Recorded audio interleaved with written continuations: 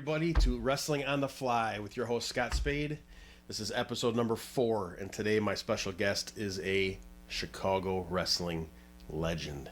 He is one of the very first, actually the first trainee of Windy City Wrestling. Yep. Correct? Yep. With Tiny Smith, the one and only Frank the Tank Melson. Thank you so much for joining me today. Thanks for having me. Absolutely. I've been looking forward to this for a long time, so I hope you're ready to go way back. Oh, well, that's all I can do is go way back. I don't have any very near stuff, but... All right, pull all those memories out the best you can do, and we'll see what we can get out of you here today. Let's start off with early life. Where were you born, family life, kid growing up? Harvard, born in Woodstock Hospital. Okay. Grew up. I was the 7th of 8 kids, 6 of 6 boys. Really? Wow. So they had a girl, 6 boys, and then a girl. So the running joke is that they started wrong and ended wrong. They had pretty much the middle.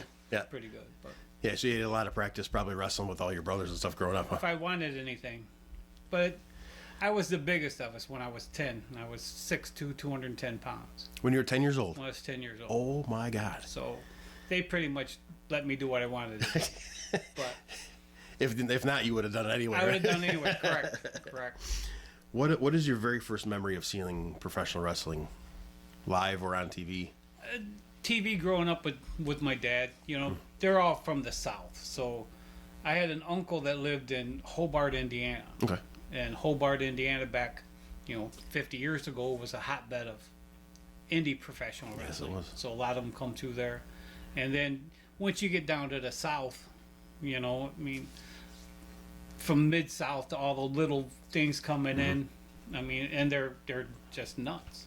Yeah, did you get a chance to go to see any shows when you were a kid? I went down south with my mom and dad one year, and we went to see Lawler, and I had just broke into the business. Okay.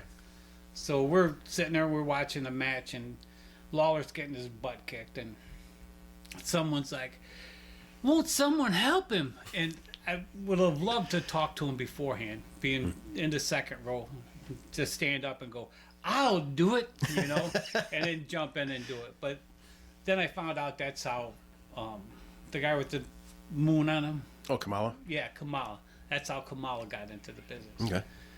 One night of a show, he walked behind there and talked to Lawler and said, "Well, I can't do nothing with you tonight, but next week come back." And Interesting. Kamala was born. What building was that at? Do you remember what that show was at? So, I don't know, the big one in Memphis. Oh, so it was in Memphis, Mid-South Yes. Coliseum? Yep. Gotcha. That's an awesome place. I would love to go to that place for sure. How did you actually decide you wanted to become a wrestler? What flipped that switch and saying, I want to do this? My size. I wrestled all through high school. Okay. 2 years of college. So, what else is a, 330-pound, 6'4" guy going to do? And how'd you go about actually finding or hearing of a training center? I worked at a potato repacking plant. Okay. And there was a guy that would come in and buy $1,000 worth of potatoes at a time and bring it back into the city. And I'm like, "Man, you ever need a bodyguard, let me know." He looks at me and goes, "Pfft, my son's a professional wrestler." He says, "If I need anybody, I'll just get him." So right there, light switch, and then he gave me a number of Sonny Rogers. Love Sonny. So it was Sonny was in business with, God, I can't remember. You guys remember back in the old days, Sonny had a not a partner in the thing. Johnny Stewart? No. Bill Show? Oh, Terry Scholl? Terry Scholl? No. Terry Show, I'm sorry. No, but there was. Anyway, I got in touch with him, Okay. and then he gave me Sonny's number, All right. and contacted Sonny. So we went down to Canal Port in Chicago. Okay. He had to buzz us in, so we come walking in, and the ring, the back part is okay, but the front part of the ring is down like this, so you're actually, so I'm like, huh. So we're talking a little bit, and this was when Sonny was still going to the Showboat in Las Vegas. Oh, with yeah, doing AWA, yeah. And he did a lot of jobbing and stuff. So then we went in there, probably a month, and then Sam came in and bought him out. Oh, So then I went on with Windy City down to 103rd. Okay. Yeah, I wasn't sure what the actual connection was between you and Sam and Sonny, like where it all. So actually, the original trainer for you is Sonny Rogers. Right. Gotcha. Yep. Okay. And what was that? 87 or was that late 86? That was probably early '86. Early 86. Yeah. Okay. And then what was training like back then? What did he put you through as far as training? Nothing like when we ended up. We would come in. I mean, when I finally left Windy City, it was, you had to get in there and you had to run 15 minutes beforehand, and you had a lot of weights. Yep.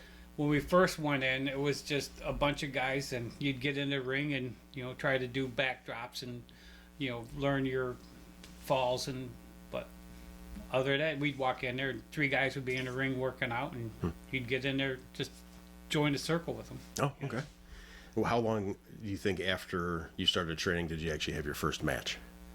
Well, my first match was March 19th in '87. 87. Okay. But my car accident was January 1st, '87. Oh, so right before. Okay. Yeah. So we didn't know if it was gonna happen. I'm wearing a bandana. I mean, I had this long flowing hair and the bandana and shits on it. And I'm sorry, can I swear? Of course. This is no holds barred interview. You can do anything you want.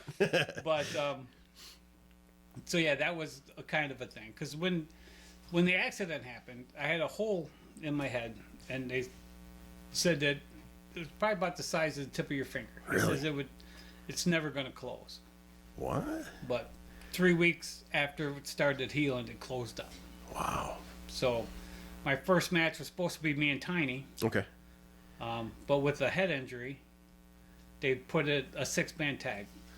Me, Sonny Rogers, Johnny Stewart, Okay. Texas Hangman, and Tiny. So, and that was because me and Johnny are standing outside the ring, and he's yelling stuff, and I'm like, dude, you're giving up stuff. He's like, no, I'm not. I'm just hollering suggestions. Gotcha. So that's when I figured out that you can still do stuff in front of people. Yes. Because this was back in. If you said it was fake, I had to hit you. Oh yeah. I feel the same way today. I want to kill somebody that says that today. Right. But yeah, you can direct what I call directing traffic out Right. there. If you're in there with a tag team, if you're on the outside, your partner's in the ring. Yep. You can direct traffic and nobody's gonna know. And that's what they're gonna think. You're just trying to help the guy out. And Yep. Here it is. Yep. But at the end of the match, we did. I did the big clothesline splash. Then when I covered him, Johnny and Sonny had cleared the Hangman out of the ring, and they came over and sat on top of me. That's cool. Yeah, it was a pretty good finish. That's some good company to be in with your first match too. There was 1,500 people. Was that at the amphitheater? No, it was at the Marengo High School. Oh, okay. And I probably could have shook hands and named 1,300 of them. Really? Because when I first started, I had a handlebar mustache. Yep. And I came with the horseshoes on my butt, on my singlet. And I mean, I still wear that singlet, the same outfit, for 40 years. Mm-hmm. I'm like Michael Jordan with the shorts. I had the girls play basketball, girls play volleyball, boys play basketball, and men wrestle. I had that shirt on every day, every match. Mm-hmm. Still today. I mean, if you just saw it in Marengo last couple of years ago. Right. Yeah. I do remember that. And but yeah, I was gonna be the Wyoming Cowboy. Okay. So we get down there, and because we went to Nashville, and I had a pair of chaps made where you just rip them off. Oh yeah. Okay. But the guy could never get it done. So I go, what? I'm not going to have it for the first match. Mm-hmm. So I had 1,500 people on the feet going, Frank the Tank, Frank the Tank. Sam looks at me and goes, Al, you might as well be Frank the Tank. That's what you are now. Yeah. Was that a nickname you had it all before that they knew you as? I got it in the 8th grade. Okay. We used to play mat football. So mat football, you're on your knees and you can't do anything. Gotcha. So every time I'd get to football, I'd go to lengths of the mat, no matter how many people were clinging on me. And one of the teachers goes, man, he goes through there like a tank. One of my buddies heard it. And how crazy is it that nickname has become very famous in the Hollywood world with a bunch of different movies and stuff. And you had it first. I should have passed it. Will Ferrell, you owe me $1 million. All right, first date I'm going to give you is 5/23 of '88. You and Stormy Apollo. Stormy. Is that a different guy than Stormy Granzig? Nope, That is him. Yeah, it's Stormy. Different name. Okay. Yep. Against they beat the Tokyo Bullets on that night. Yep. That was the Oh, the clothesline that we was the just. clothesline. All right, we'll have to throw that in there somehow, some way. But you pretty much hit this guy with a double clothesline with as much force as you gave him a 360 backflip without even him doing anything. He did nothing. I mean, you know, and Stormy was, you know, he wrestled with the Windy City people, not the Chicago people. You know, Dick the Bruiser. Yeah. Hugh, Wilbur Schneider. yeah. Yeah. He was one of Snyder's proteges. Okay. You know. I know he was at the tail end of the WWA before they closed. Dick the Bruiser's company. Yeah, Spike Huber. I know he was in and out of there too. Yep. Because I know that we were in a locker room one day and they're like, Stormy dead. He's dead. He got killed a week ago. And we're like, oh, he's supposed to be on a show tonight, you know. And then all of a sudden you hear, oh, there he is, 95% roid boy, you know. And he's like, well, if I could afford it, it'd be 100%. And he comes just walking in like, hey, what's going on, you know. Like, and the people thought he was dead. Yeah, oh yeah, they had come through the grapevine, you know, back in the day. Yeah. I mean, we'd have a match on Saturday. You couldn't get results of it until Thursday when the Melter guy or whatever read it out and then, you know, sent it to people. Now it's like, you know, here, let me live stream this match you got going on. It's instant. Yep. It's hard to hide anything at all with the technology that we have today. That's sad though in a way because we can't get away with what we used to in the old days. 8/12 of 1988, you wrestle the one and only Abdul the Butcher.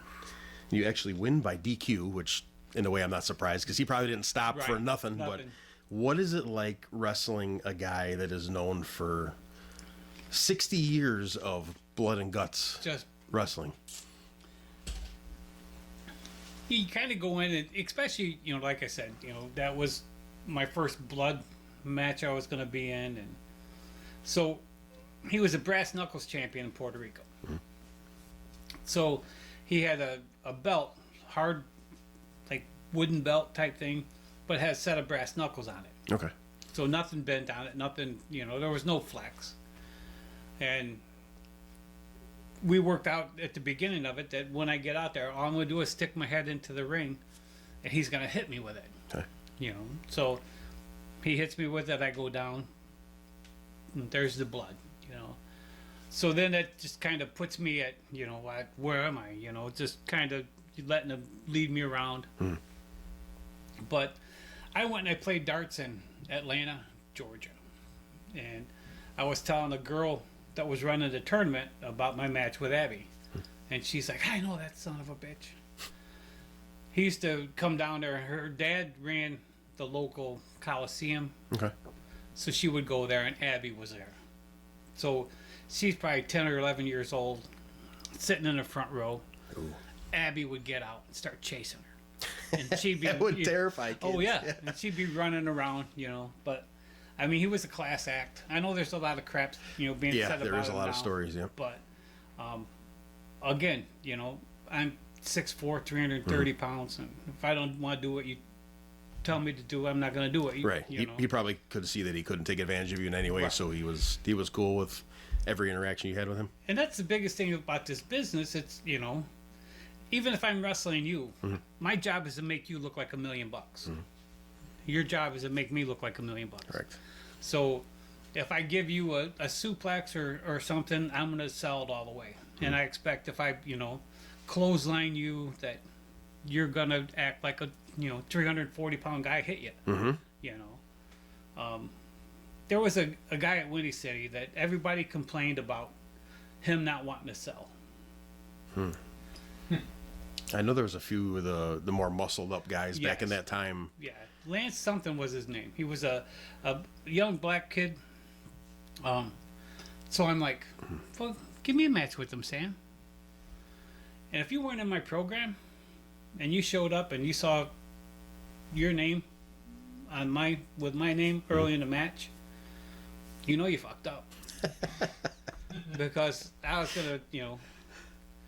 So we go out there and again, you know, he's probably, you know, 240, 250 pounds, and you know, I'm 370, but I mean, built like a brick shit house. Push him back, I go clothesline, throw him in, and go to clothesline him, and he runs through it. Oh. I go, okay, so I grab him and knock him upside the noggin with it, push him back, and I go clothesline. Take it, throw it in. This time I catch him, bring him straight up, and come down on top of him. Oh, nice. All you hear is, I grab him, pick him up, push him again, clothesline. Same thing. Same thing. Pick him up, push him back. I go, now sell this one. And I throw him into it, and I go like this. He went, There. I mean, just and I cover him, I pin him, and I said, that's what you sell. And that was it right there? Yeah, you got nothing. You know, that's what you sell. Yeah, everybody's always looking out for themselves to try to make them big and bad when, just like you said, it's a give and take, 50-50. Yep. All right, 2/11 of 89, you have a TV taping match and you beat Curly Rich. I've heard a few stories from Jimmy Blaze, the guy that trained me, and a couple other people about Curly Rich. I don't know too much about him. Anything to stand out about? Curly, he came in at one point and he was, well, the one match that you had saw where I gave him a lot of stuff that I shouldn't have, but he was round. I mean, he looked like me now, and then and he would do the curly woo, So his full gimmick was actually being curly. Yeah. Okay. Yep. So things go by and come back, and now he's into the bodybuilding, Really? and he's got the body of a almost like Ivan Putski. Oh, yeah. He went from the big round guy to the Yeah, okay. lost all the weight, and now he's got Oh, he changed that much, huh? oh yeah, it was night and day. Really? If you didn't realize, remember his face, Yeah. the body would, Interesting. Wow, that's crazy to change that much. 4/22 of 89, you wrestle Jim Brunzell. jumping chick. Yeah. Good guy? Super nice guy. Yeah.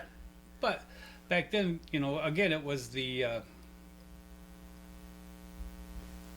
him coming off of the, I'm making a ton of money from the, WWF, and here I am in a gym, So I think we went to a 15-minute time limit. Okay. But again, it was, he would do whatever. Again, he made you look like $1 million. You're a big guy. Can you do a bear hug? I go, yeah. So I'd hold him up in a bear hug for 2-3 minutes at a time. He's, Did you get the drop kick?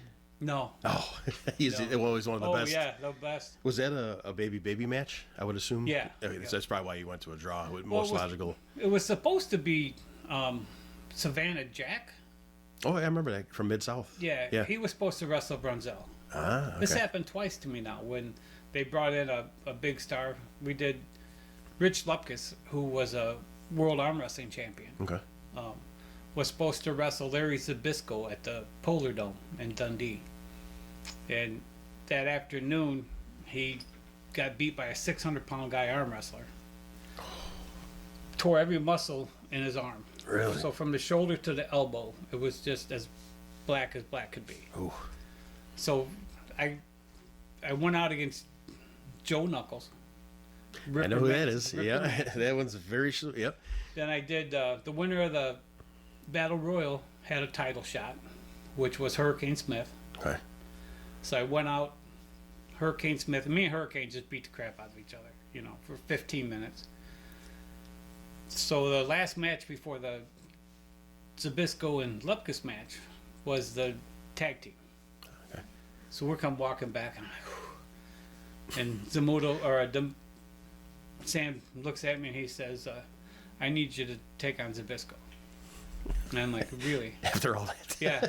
And I go, how long I got? He goes, well, the tag's going 4 minutes. 4 minutes. Yeah. So then I walked out there. Me and Zbyszko went 15-minute time draw. Holy. And he's like, can you do the move where I kick you and you go through the ropes? And I'm like, I had no clue what that move was, And I'm like, well, get me over by the ropes and kick me, and I'll go, between the middle and top, So we come back in, and Sam's like, well, how was he? And Zbyszko goes, he was great, but you threw him in, he had a 4-minute break, Yeah. So, again, you see, they say be careful on seeing your heroes. Yes. But Zabisco, we grew up in the AWA area. Because I had a cousin that lived in Tennessee, and Lawler broke his leg in Tennessee. Then he'd come down to, he'd come visit us, and he's like, wait a minute, what's Lawler doing in the AWA? He's got a broken leg in Memphis. Okay. No, we don't. So that's when you learn that getting into the business, that's when you learn that they share the talent. You have an accident here, go down there. Yep. Just a reason to get time off and go somewhere else. Yep. Yeah, back in the days when there was no, like you said, dirt sheets or internet or anything like that to spoil the magic, I guess you could say. 12/23 of '89, you defeat Mr. Electricity Steve Regal to become the second ever Windy City heavyweight champion. Second ever. In a steel cage match. That was a steel cage match. Yeah. I wrestled him at the Boone County Fair a little bit before that. So, again, my folks are from the South. So my Uncle Benton come up. Now he's a Baptist minister preacher. So we're going through and Regal always had Joey Baggs as his manager. Okay, yeah. So he always had a cane. So at one point in the match, I get thrown out and I land over by my uncle. Regal jumps off the thing and he comes, like, you're gonna do some outside work. My uncle picks up. They had the little rope. Oh, yeah. And he stood over me. Uh-oh. And he's like, you ain't touching it. So I'm like, it's okay. It's okay. So at that point, Steve leaves. And I just get back up and get into the ring, And he's like, who the hell is that? It was my Uncle Ben. Don't worry about it. But that led to the cage match. So they brought in Ken Patera as a special guest referee. Oh, nice. And so the match lasted 2.5 minutes. He made me bleed, and I pinned him. And then he grabbed the belt as they brought it in, and he threw it over the cage. All the way to the outside? Yeah, trying to get it to Bags. Oh, okay. But a buddy of mine grabbed it, caught it, and he's running around. It ain't his, it's his. Trying to get it back to me. That's awesome. That is awesome. The first night that I gigged, I tell my mom, that night, that afternoon, I'm like, hey, I'm gonna be okay.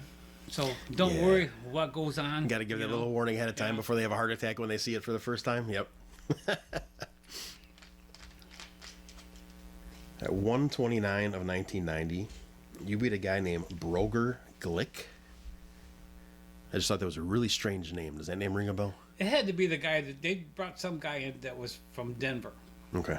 And he was a big guy. I mean, that was it was the debut of the Twin Turbos. Ah, okay. So I beat that guy, and then matched with one of the Turbos as their first match. Okay. And then that same day also, you wrestle Colonel De Beers. Colonel De Beers. I love Colonel De Beers. How awesome was he to be around to work with? Yeah. They had a black guy at the what's the big one in Chicago? At the amphitheater. Okay. They had a black guy that was always just antagonizing. Oh, is it the heckler? Meddler. The meddler? Meddler. Okay. He had the underwear he would hang up all the time. Yeah. Okay, I've seen the videos of that. For Joey Bags, he would hold that up. So we're talking, and we're like, there's that black guy there, and De Beers is like, the minute I start yelling at him, you just come up from behind me and punch me. And I'm like, okay. So I'm, it's third or fourth match. I mean, I ain't been there long. All of a sudden I hear, hey, come get me. Because he'd been yelling at him for about 30 seconds. Oh. And I missed my cue to, So that was Paul Lee was there too. Oh, okay. He was running the things. So so I attack him, and then I go over and I'm yelling at Paul Lee, and then De Beers hits me from behind. If you see the match, Paul Lee's like, because I don't sell it. So I turn it and I hit him back into the rope, and then act like I'm throwing him in, and De Beers jumps over. I'm disqualified, throwing him over the top rope. Ah, okay. So- That was definitely a battle of the mustaches. You two Right, guys had two of the right, best we had mustaches some- ever in wrestling. I'll never forget him getting in the ring and just doing the twirl on his mustache. And that's It was awesome. What's funny is I had him in the corner, and he's like, "Yank my mustache," and I'm like, "Okay." So I, do that, and then he's still there. So I went to forearm, and I caught him on the chin and came down, a little bit too far in, And he just went, "Oh," I'm like, "Sorry, man. You can hit me back if you want." Oops. Yeah. Take one for one. March of 1990. You don't have a specific date. You beat Joe Knuckles, my good buddy Ripper Manson, in his very first match ever. First match And that was his first gimmick. Yep. Before he became the Shogun Assassin. Right. So yeah, what was a brand new, fresh Ripper Manson like as Joe Knuckles? Eager to learn.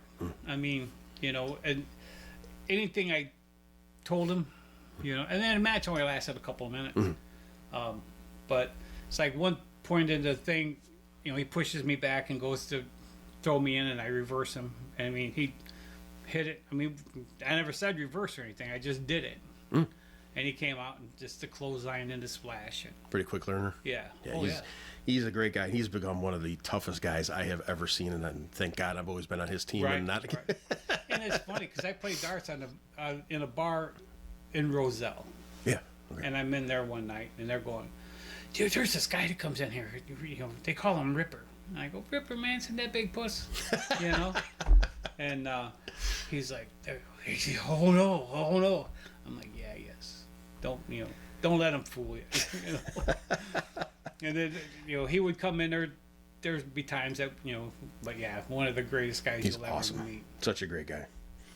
4/28 of 1990, you lose the Windy City Heavyweight title to a long-running feud guy in Hurricane Smith. You guys had some battles for years. For years, And just the image of him being almost 7 feet tall, you your size, you say 6'4", 360, 70 Yeah, or yeah. so, just two monsters going at it.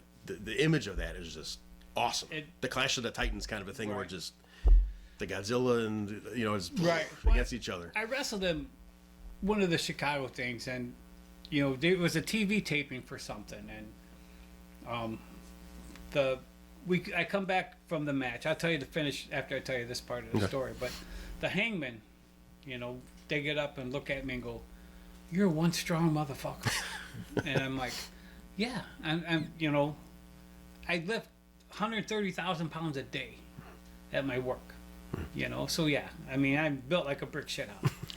Well, the finish was that I let Hurricane get me over to the corner, in front of, and he'd pound me down. Okay.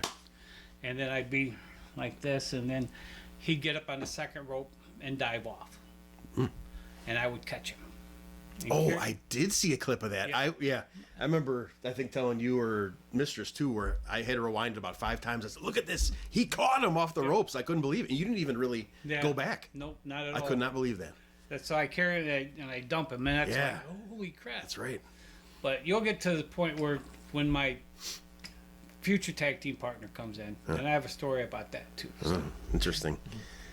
Let's see. Yeah, that time you dropped the belt to It was him. in Dixon when I dropped the belt. That show was in Dixon to Hurricane? Yeah, and he's from Dixon. First time I ever walked out and was booed. Oh, yeah, because you weren't the hometown Yes. guy. Interesting. Yep. The wife still talks about, that time that, she goes, it was like an hour when you came out of the locker room. I wanted everyone to be gone. Usually, like Sam would say, don't sign anything that doesn't say Windy City on it. I mean, you brought me up a receipt or something. I was signing it. Right, yeah. Especially the little kids. Yeah, you I'm like, can't say no, right? Well, you don't understand, Sam, is that this kid, if you make him happy, the next time he's going to bring a buddy, a couple of buddies, and then, it's just going to add on. But they Right. turned this kid down there. I ain't going to see that no more. Yeah, you never know what, a negative effect that can have. Absolutely. 12/22/1990, you win the title back from Hurricane. So this is 7 months later. Yeah, just a, So you guys had that feud for at least a year and a half, yeah.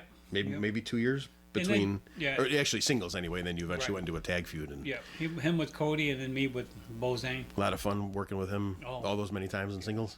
Yep. Probably pretty easy, I would He imagine. even came back to one thing I was in. we were doing something, and we were in a battle royal, and he's like, well, that's me and you, you know. And then I get him over, and I was going to eliminate him. He goes, just take care of me. And I go, I got you, man. I held him down until he hit the, held him until he hit the Yep. mat, and then, But it was like the thing we did for Mr. Bill. Oh, yeah, okay. And I can't remember the guy that I went out there with, but he's like, what we'll do is we'll go out there and we won't even get in the ring. We'll just go and we'll go out the thing and, I'm like, I'm with you, brother. That's just in and out. Yep, that question is coming later, too, about whose idea that was.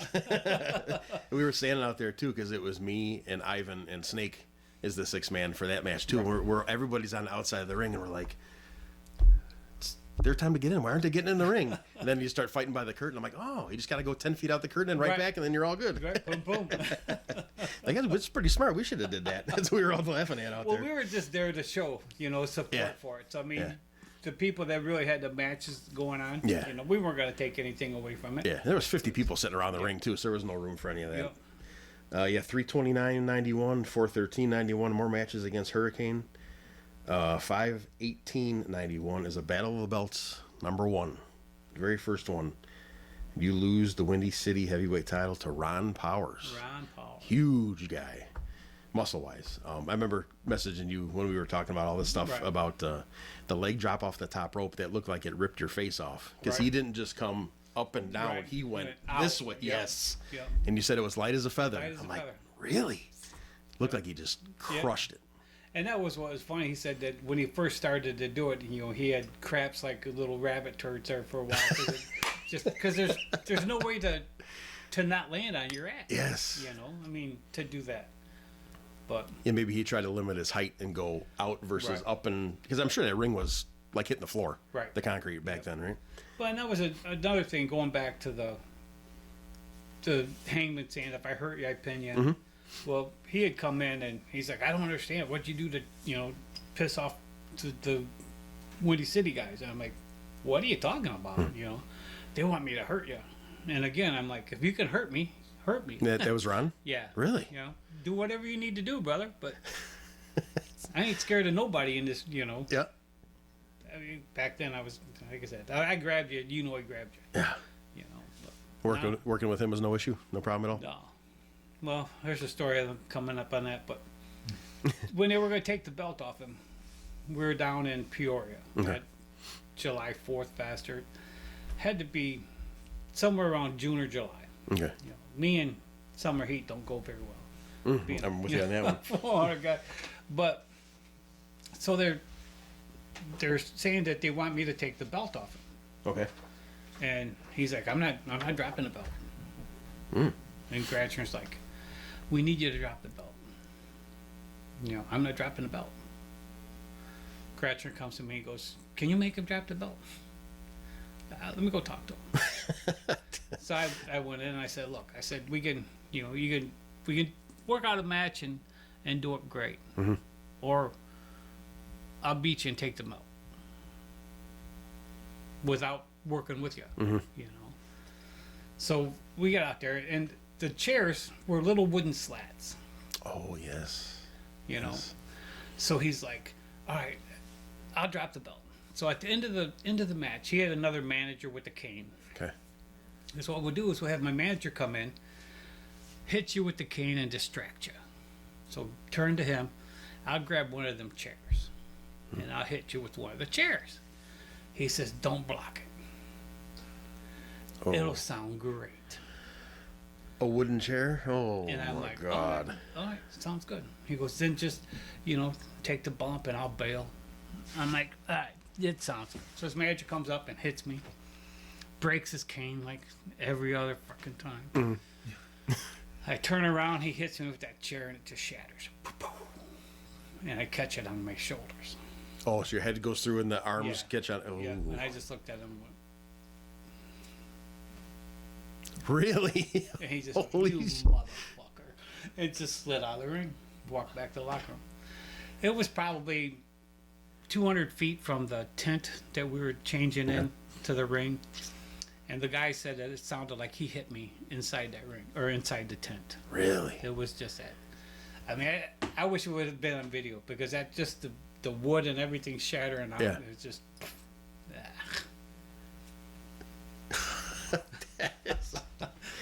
Man, I wish so much stuff was taped back then. Like I said, Oh. the technology is bad technically, but we wish we had it back then for Right. stuff like that, especially Yep. those moments. And on my list here, he lost the title to Casey Knight, is eventually who he Correct. dropped it to. Well, it was either the next weekend or 2 weekends later. He After that, right supposedly, but they had to because I was out of town. I had booked a tournament in Atlanta Okay. for darts, so I wasn't there. So they put it back on him and had KC beat him. yeah, just to make it an official Right. switch. Yeah. Okay. I wonder how that match went because Casey Knight was pretty in shape, but he wasn't like Right. your size or Ron's Correct. size. Yeah. Yeah. Yeah, he held the title for like a year and 2 months before he dropped that one. That's a pretty interesting story. That's cool. It's always nice to hear the inner workings of the Oh, sure. whys or why not things Well, happen and like that. It's so funny, you know. We were in high school or out of high school, but we went to Boylan, AWA, and the Road Warriors were there. And I had a kid sitting next to me. He couldn't have been, but I mean, 140 pounds, long ponytail. The Road Warriors just cheated and won their match, and he's got a full Coke. And they're walking by. Oh, you suck. Oh no. So about that time, the security guard comes in, grabs him by his ponytail, picks him up, takes him out. I think nothing of it. Fast forward to getting into the business. Then they're telling us stories about Bobby Heenan and Yes. all of the hecklers. Yes. And then you found out that they would point you out of the crowd. Security would get you and take them back into a room, Yes. and they'd beat the crap out of you. Yes. And the cops would throw them out. Yes. And the first thing that flashed through my head was the Road Warriors with this little bitty guy. Oh yeah. You know, I'm like, man. I wouldn't want to be him sitting in that room and thinking those two guys come in the room and then We had a guy that, when we first started out in Windy City, he was on Irving Park, a little garage in Irving Park. And so Sean, and not the guy that drinks now, but it was another. oh, not Mulligan. No. Okay. No. But so they needed a jobber for a Rockford when, you know, because they would come in and do Milwaukee, Rockford, and then Chicago. Okay. So they send him up there, and he's going against the Road Warriors, so they pick him up, and he falls off. So then they don't do it, you know. So McMahon comes running out there, pick him up, do that, you know, do your finish. So he finally get it, and he walks back in the locker room. Them fucking Road Warriors can't work. They don't know what they're doing. And, Oh boy. yeah, there were about 10 people holding the Road Warriors back, and they grabbed him and took him. You know. Yeah, I've heard that story too, where if Vince doesn't like the match, he'll send the guys out immediately right after and do it again. Yeah. I think he did that with Randy Savage and Ric Flair one time. They had to repeat it once or twice, Right. Because he didn't like it, and it's like that's crazy. Sending guys that are that good out there just because yeah. he doesn't like it immediately, and then it's like, how do you convince the fans that It's like you with know? Windy City, Gratchner was friends with Backlund. Okay. So I kept trying to talk him into letting me and Smitty do a dark match Ah, at the, you know, Rosebud. And I'm like, you know that they do them, right. you know. I go, and you're friends with Backlund. I mean, he's tight in there, you Yeah. know. I mean, who wouldn't? They already know us, Mm-hmm. you know. So who wouldn't want to see us go in there and do, you know, a little yeah. match segment? Yeah. Oh, no. It's not 6 months, a year after I left, that Anthony and Boz get to do a dark match for him. You know, I'm like, Do you think it had to do with the size, where it wouldn't be believable, or for you guys to I do know. put people over like that, or they wouldn't want your image hurt by? Right. Well, it was going to be me and him. Yeah. Oh, to get against each singles, other. yeah. Oh, okay. I thought you guys were Yeah. gonna. Okay. We went to a guy used to buy a lot of stuff for Windy City, like put a lot of money into it. So he calls me up one day and he says, I got second row seats for WCW at the Rosebud. Do you want it? Yeah, you know. So it was a meet and greet. So you get to go and you get a T-shirt from I think it was the Big Boss Man, Oh, love him. and a hot dog. So I'm up there and lay my shit down there, and the boss man goes, whew. Tell him my name, he signs it. I walk over and I eat my hot dog, and some guy walks by and goes, Frank the Tank. Guilty as charged. Hey, would you sign this? Oh, really? Yeah, so I sign it. All of a sudden, I got 8, 9, 10 people. Oh, that is awesome. You know, some guy comes up and says, "Hey, can you come with me?" I'm like, "What's going on?" He goes, "I just want you out of here." Oh. And I'm like, "Don't want to know who? Nothing." He goes, "Nope, I don't have a care who you are, but you're not going to be right here." They don't want you taking attention away Yep. from, like it's your fault anyway. Yeah. Right. Yeah. But I mean, and I looked down on him. We were both standing up, and I looked down at him, at the boss man. Yeah. You know, so the Omni. I've always wanted to see the Omni. Yes. So, Dice Man gets me and Bo Dozer, Bo Zane, Yep. to go out there. And on the ride out, we're like, no matter who we get, we're gonna fuck them up. Because that's what the Road Warriors did to Crusher and Bruiser Right. to get their name out there. Yep. I'm like, that's whoever we get.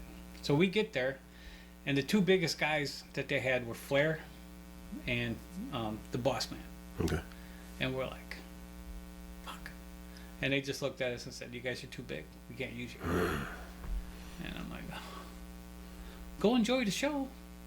Guess that's what we're going to have to do. Yeah. But Oh, that's such a historic building. there's building. there's a couple times that I had my foot on the throat of wrestling. Yeah. One was with Bruiser Brody. Oh my God. Did you ever get to meet him? I was going to tag with him. What? Yeah. He is one of my all-time heroes. He, Johnny Stewart used to always say, as a rookie, don't go up to them, you Right. know, the veterans and all this. And I'm like, I mean, I knew Brody a long time from just the wrestling watching of it. Mhm. So I went up, I said, you know, I know I'm not supposed to do this, but I mean, I'm a big fan, and, you know. So we start talking. Oh my God, I'm so jealous. I'm so jealous. Kind of watching one match, and that was when Nord the Barbarian was wrestling Brody. Okay, I knew they came in one time. Yeah. for Well, that. then Abdullah Right. jumped in. So then I ran out there. So then it was me and Brody back to back with chairs because it took two. Oh my God. And then it was Abdullah and Nord. So then, you know, I mean, and Sam working on the fly. The next time at the International Amphitheater, Frank the Tank and Bruiser Brody versus Nord the Barbarian, Abdullah the Butcher. Holy shit. So when we get back in there, he's, you know, critiquing my matches. You know, this was really good. This was work a little bit more on this, and you know, I'm like, oh, thanks, man. 3 weeks before that match, he was stabbed to death in Puerto Rico. I heard he was supposed to come back and again. I thought he never was, but then I found out that match did take place. Yep. And then the second one, it happened before then. God. 3 weeks before, and Nord, I mean, Brody was like a dad to him, Right. and he just lost it. And then that's when the match with Abdullah came in, because they still had him booked and me booked, so that was the same. So that took the And place then- of that match. Yeah, Oh my because he's God. like, you ever been to Japan? Oh, you'd have been perfect for Yeah. at that time. At that Yes. time, you know. That would have been awesome. He says the tours go anywhere from 3 to 7 weeks. He says I can't get you what I make, but 3,500 a week, okay? Yeah. Yeah, you know, He was probably making 15 to 20,000 a week. a week. Yeah, that's one area of wrestling I've researched a lot and have a lot of tapes of.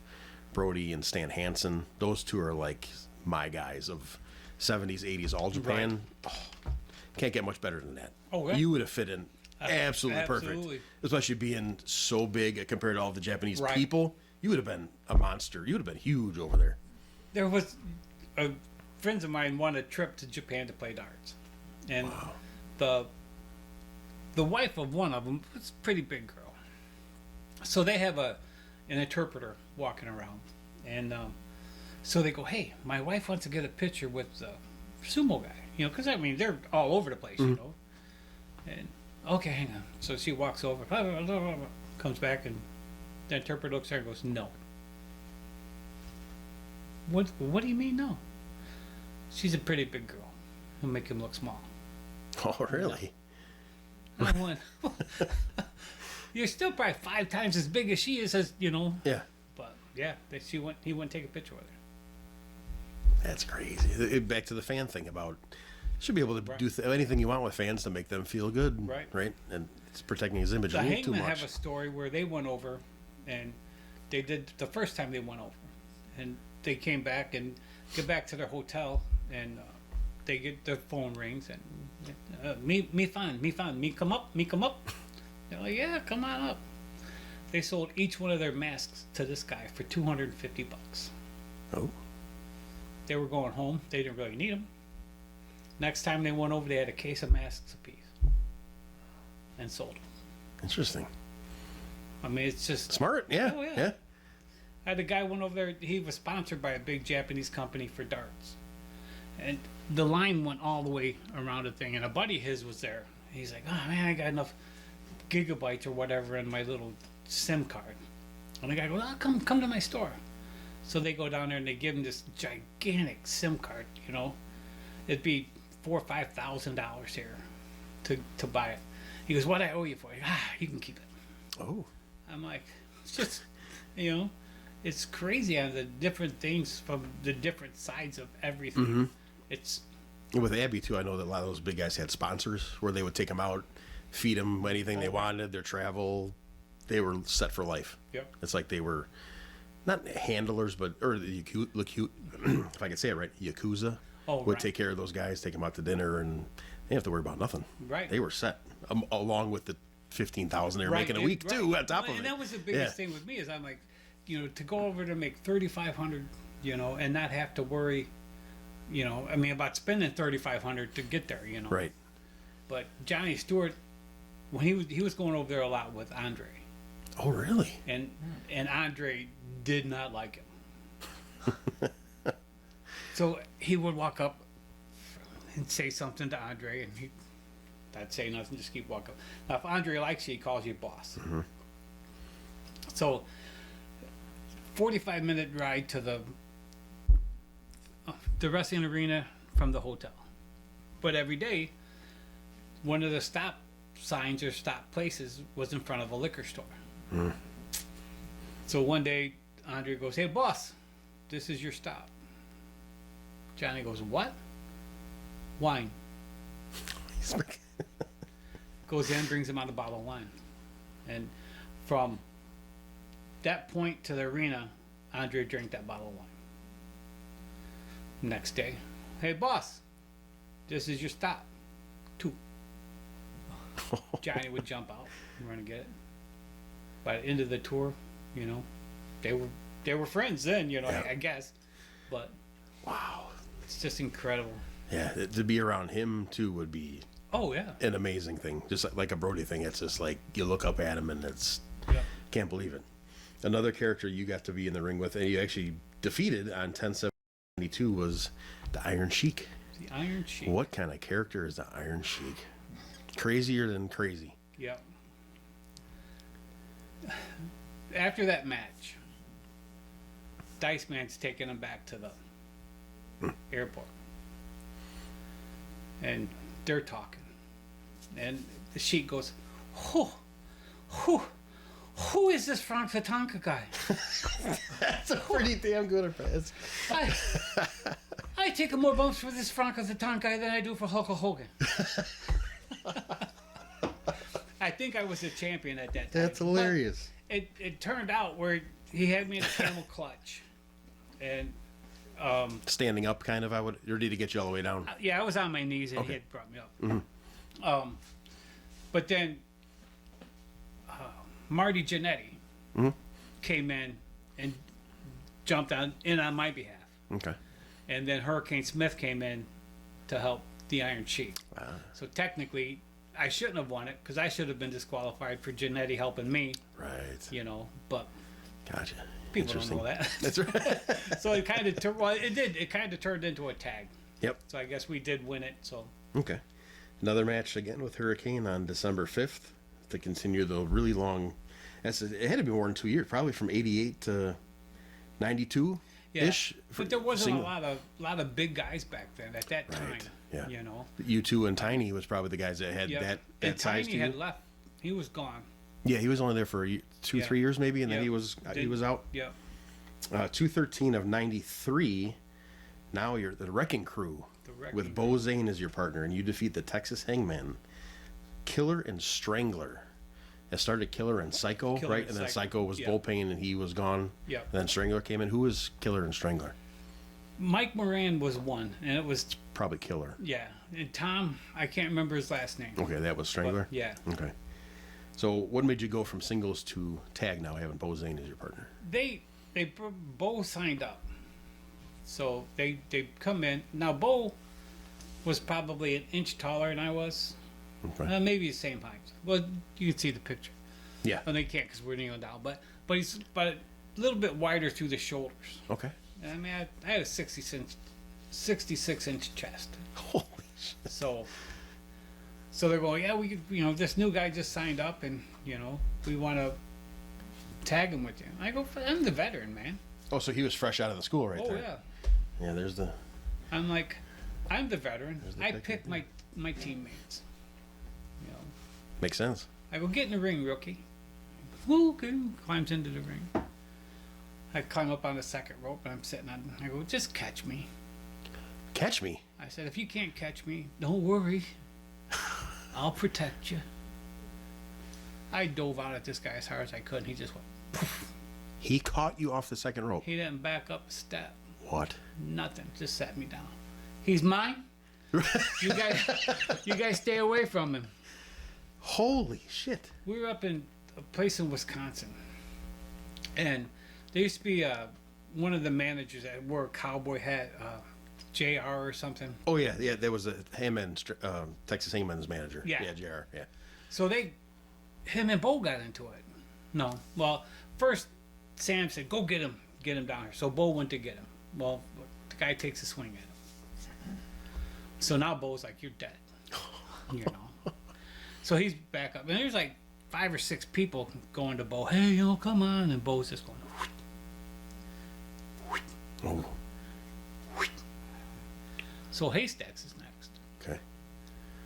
Oh, come on, man. You don't want to do that. And Bo grabbed him by the elbows. Went.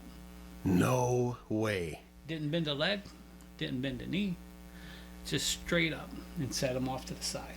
And how big is Haystacks? It was 650 pounds. Shoot weight? Shoot weight. And he picked him up. And I went, kill him. 'Cause I was next in line. Oh my God. Kill him. I don't think it's worth it. He looked at me and goes, you're right. And we turned around and walked over. I went, what do you do? Holy shit.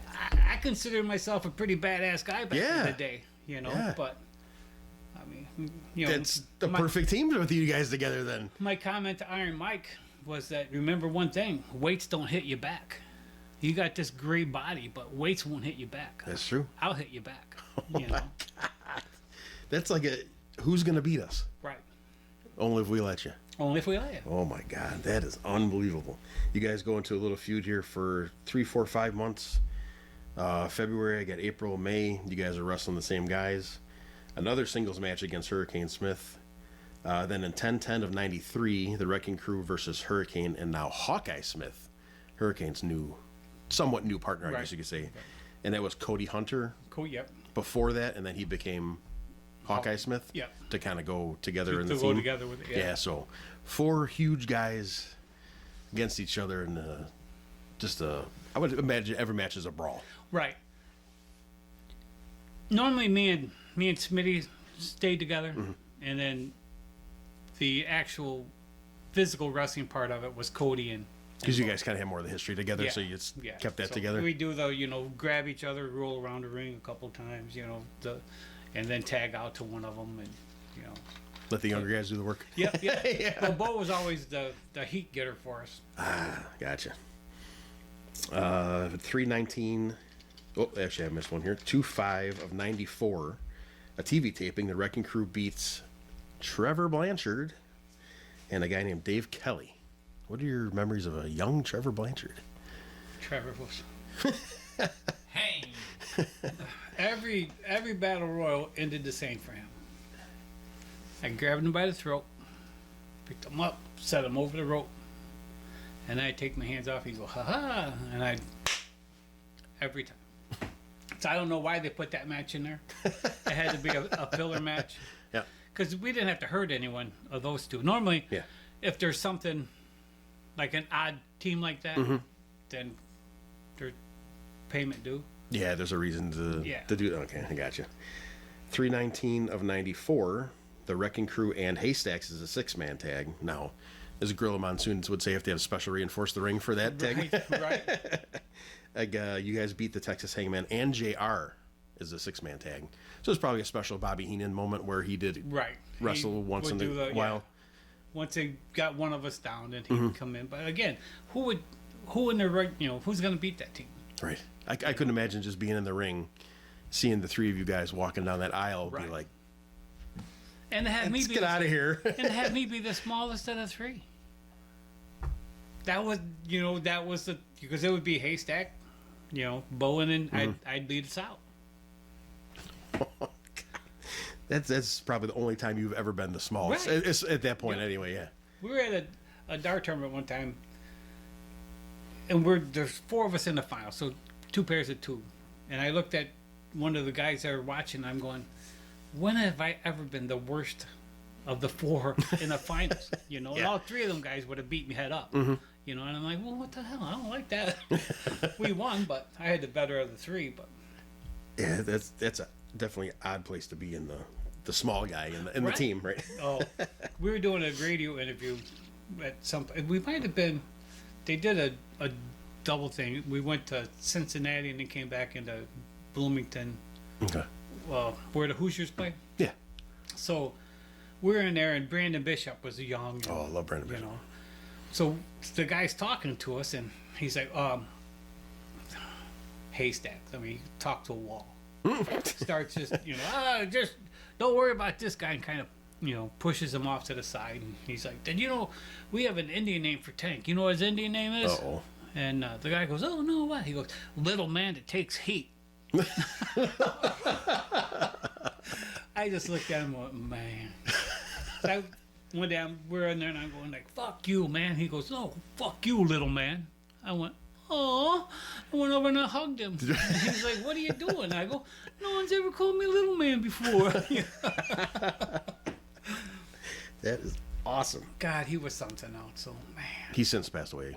Yeah. About how long ago? That's got to be about 8 years now. My mom passed away in 2017. And I did a memorial for 2018. Yeah, that's when you had the show. I remember being on that show. Yeah.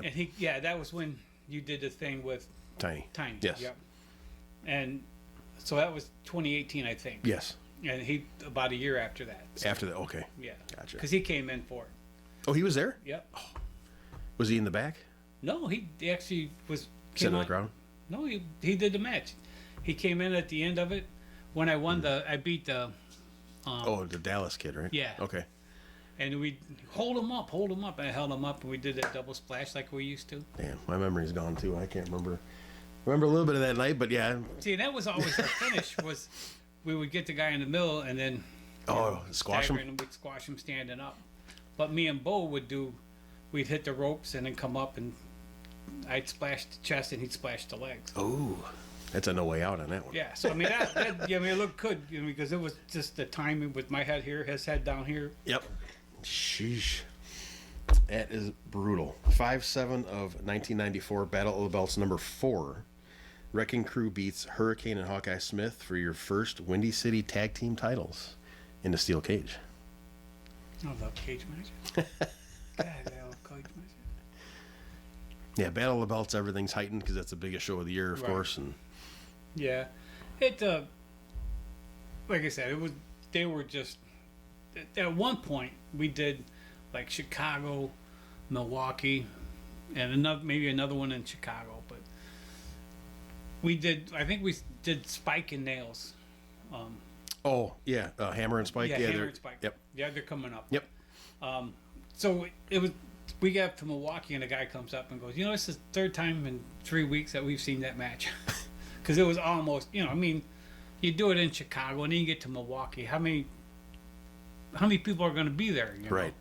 You can kind of get to the same, Yeah. not routine, but could do the same Yeah. issues and ideas and stuff like that. All right, I'll throw one more in before we go to part 2, ladies and gentlemen. 10/15 of 1994, the Wrecking Crew versus Hellraiser and the Mighty Kodiak in a double DQ. Who were those guys? The Mighty Kodiak was Mike Moran. Oh, the Texas Hangman guy. Hangman. Okay. He had a Kodiak head, a bear Kodiak head. Oh, so like a Moose Cholak thing, he would Yeah. come out with a big And stuffed that, thing you on know, his head? He walked out. I don't remember the Hellraiser, but Yeah, it just gave his name as the Hellraiser. yeah. Long time ago to remember. But I mean, any time working with Mike was a day off. It was Yeah. just every now and then I'll wish him happy birthday. He goes, "Oh, my chest still hurts from all them flashes." I never touched After you, all that man. I never touched you, man. Awesome. You ready to stick around for more parts? Part number 2? Let's do it. All right, guys. Part 1 is done. We're going to part 2. Only Frank the Tank Melson. Wow. We'll see you on part 2 of Wrestling on the Fly. Take care, guys.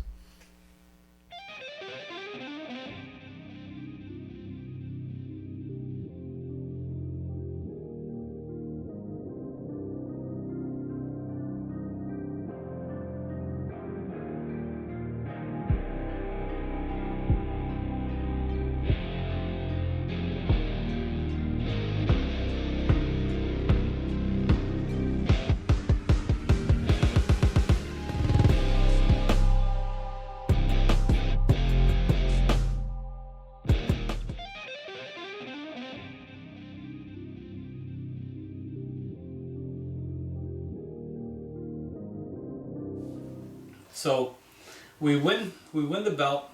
We're in the ring, me and Bo, and we're holding them up, and all of a sudden the big brawl goes out there. And there's a kid from Harvard, had to be 6'4", 240, 250, and took a swing at Mike. Oh. But it was funny because we're walking back through the crowd, and I'm thinking, you know, I got that. Now I have a bad guy. I gotta, you know, I can't let you touch me. And some guy sits in front. What the fuck you doing? And I hit him. You know, yeah, I drop him. You know, I'm like, fuck, I don't know. You know, get back in the locker. You hit that guy. What do bad guys do? You know, I've been in this for 6-7 years now. Yeah. I did a match with Regal, and we went 15-20 minutes. And so the next weekend, me and Frankie, dude, I'll call the match. I just had a 20-minute with fucking Regal. Oh, man, this is gonna be easy. 3 minutes in, 15 clotheslines later, we're just huffing and puffing. About 4 minutes in, I'm gonna pay you. Let's go home. We were driving around and we're having a press conference on one of the things, and he's like, orders a screwdriver. He says, throw an extra shot in there. And the girl brings it up. He wouldn't put an extra shot in it. Well, get me one on the side, you stupid. Oh,